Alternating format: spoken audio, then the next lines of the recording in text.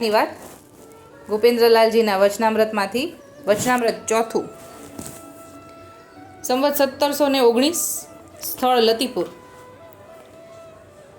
વિષય છે જીવનું સુકૃત ક્યારે વધે તથા ભગવદ્ ગુષ્ટ એકાંતે કે સંગમાં વધુ કયું ફળદાયી. એક સમયનો વિષય. શ્રીજી પરદેશ પધાર્યા. મોહનદાસ લતીપુરિયાને ત્યાં લતીપુર પધાર્યા છે, એમના ઘરે બિરાજે છે.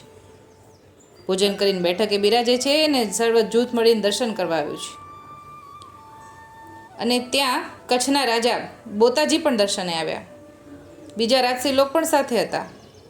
ત્યાં શ્રીજીને પ્રશ્ન કીધું, જે રાજ, આપે ભગવદીનો સંગ મોટો કીધો તો તે ખરું, તેથી સર્વ પદાર્થ પ્રાપ્ત થાય, જીવનું સુકૃત વધે, પણ તે સુકૃત શું વધે તે રાજ કૃપા કરીને કહો.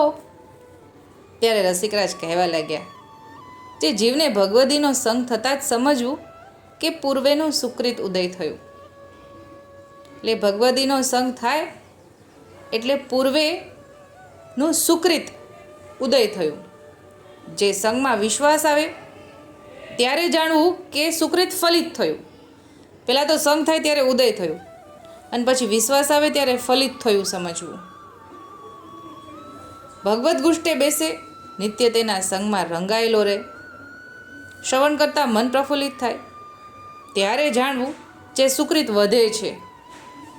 એટલે કે ભગવદ્ ગુષ્ટે એમની સાથે ભગવદ્ વાર્તાએ સાંભળીએ, ભગવદીની પાસેથી ભગવદ્ વાર્તા સાંભળીએ અને આનંદ આવે છે, મન પ્રફુલ્લિત થાય છે. એના નિત્ય એના સંગમાં રંગાયેલો રહે, એટલે એમની સાથે સંગ કરવાનું મન થાય. ઠાકોરજીની એમના મુખેથી ઠાકોરજીની વાણી સાંભળવામાંથી આનંદ આવે, ત્યારે સમજવાનું કે સુકૃત વધતું ગયું છે.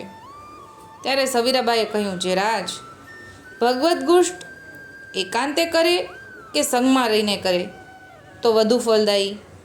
એટલે એકાંતે ભગવદ્ ગુષ્ટ કરવી, વાંચન કરવું, એ ફળદાયી કે પછી સંગે કરીને વાંચન ભગવદ્ વાર્તા ગુષ્ટ કરીએ તો ફળદાયી? બેમાંથી કયું ફળદાયી છે?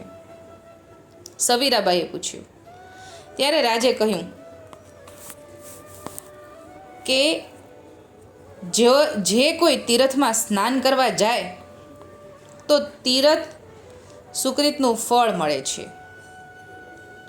જો મહાત્મય જાણે તો અધિક ફળ મળે, પણ જે કોઈ તેમાંથી જળનો ઘડો ભરીને પોતાના ગ્રહને વિશે સ્નાન કરે તો તીર્થનું જે ફળ છે તે ન મળે.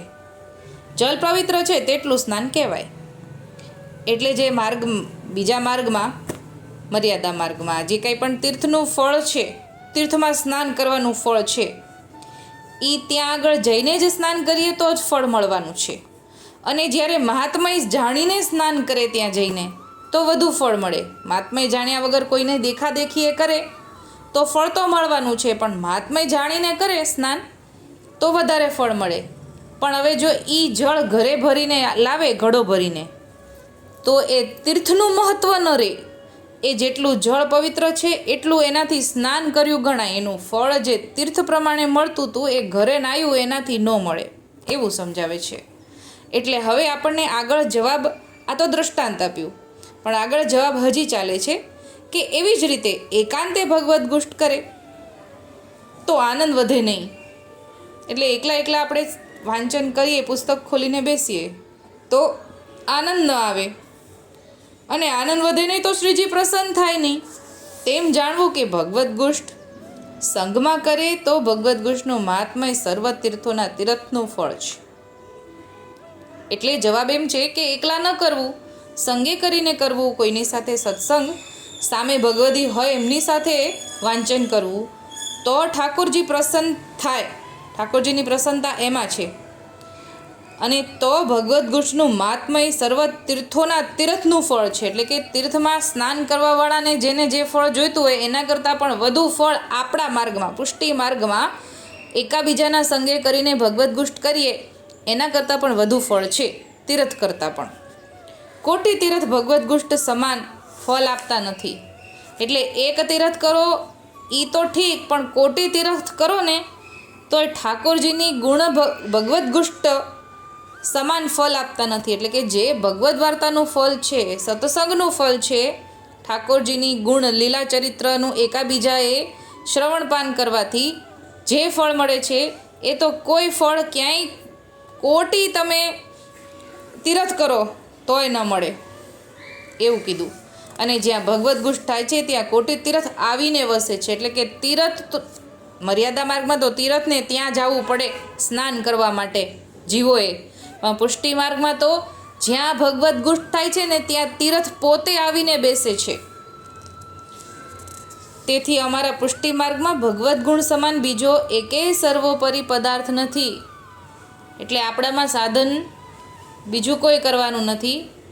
જપ તપ વ્રત કે કોઈ તીર્થ કોણ કરે? આપણામાં તીર્થ નથી. ભગવદ્ ગુષ્ટ સિવાય બીજું કોઈ સાધન મોટું નથી. કોટી અજ્ઞો એટલે અજ્ઞાનનો નાશ ભગવદીની વાણીમાં વિશ્વાસ કરવાથી થાય છે. એટલે કે ઠાકોરજીની ભગવદીની વાણીમાં વિશ્વાસ કરી લીધો તો કેટલી બધી અજ્ઞાનતાનો નાશ થઈ જાય છે. અને ભગવદીનો સંગ તે જ સુકૃતનું ફળ છે. ભગવદીના સંગમાં રહીને ભગવદ્ ગુષ્ટનું શ્રવણપાન થાય તે જ ફળરૂપ છે. એટલે એકાંતમાં નહીં કરવાની, સંગે કરીને કરવાની. ભગવદીની સંગે જે જાણ સુજાણ હોય એમાં બીજો ઘણા બધા ભાવ અંદર એક વાક્યમાં હોય એ સમજાવે એટલે વધુ આનંદ આવે. એકાંતે ભગવદ્ ભક્તિ વધે નહીં, માતમ વધે.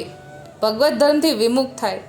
જે મને સમજણ પડે છે તેવો ગર્વ થાય અને તેનાથી સર્વ સુકૃત નાશ પામે. એટલે કે પહેલાં તો સત્સંગ મળ્યો હોય એ પણ સુકૃત થયું હોય, પણ હવે એકાંતે કરીને બેસીએ તો એમાંથી ઠાકોરજીના ધર્મથી વિમુખ થઈ જવાય.